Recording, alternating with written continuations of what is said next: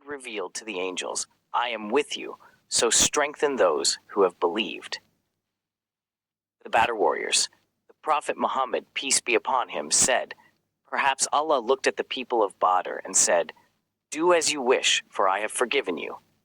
In 480 before Christ, 300 warriors from the Greek kingdom of Sparta confronted an army of over 50,000 Persian soldiers who set out to invade Greece.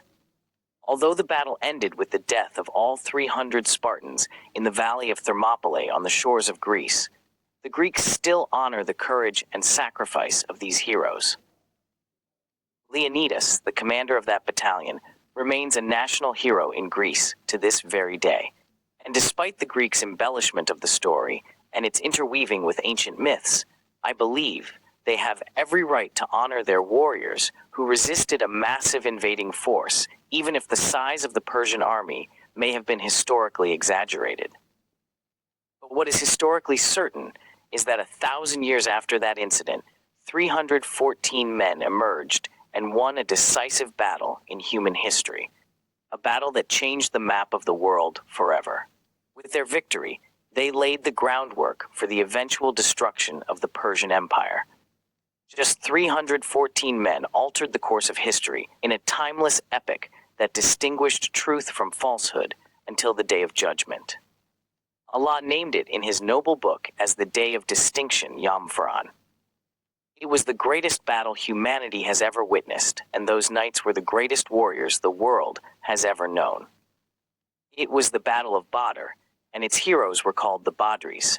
Someone might say that these 314 fighters only won a small battle in an unknown desert in Arabia, a place barely visible on the map, and that the Persian Empire fell 20 years later during the Caliphate of Uthman ibn Affan, specifically at the Battle of Nahawand, and that the Byzantine Empire fell more than 8 centuries later at the hands of Muhammad al-Fatih. May Allah have mercy on him. But imagine for a moment that the kings of Persia and Rome, Kisra and Caesar, already knew about those 314 warriors and the threat they would later pose to their deeply rooted empires. Would the Persian and Roman armies have let them be? Would the message of Muhammad, peace be upon him, have reached you and me if those men had hesitated even a hair's breadth in their sacrifice and devotion? Would humanity even deserve to exist had those men been defeated? If you think the Battle of Badr was just a clash between 314 Muslims and 1,000 disbelievers, then listen to what the truthful and trustworthy Prophet Muhammad, peace be upon him, who never speaks from desire, said about this blessed battalion.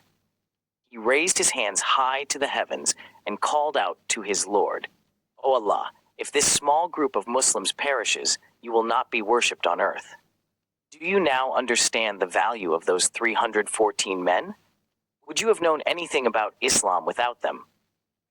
Do you even know the names of these great men who changed the course of humanity? Can you name 100 of them? 50, 20 question mark. Can you name the 14 martyrs among them who gave their lives so that this religion could reach you as you sit comfortably in your home?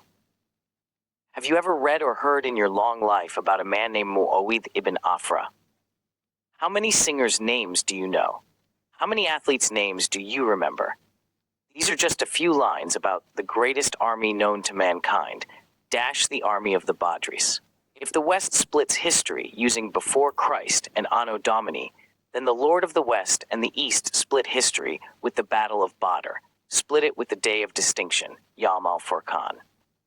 Those Badr warriors, Allah knew the truth in their hearts, so He supported them with an army of angels, marked and ready, who fought alongside them in the battle.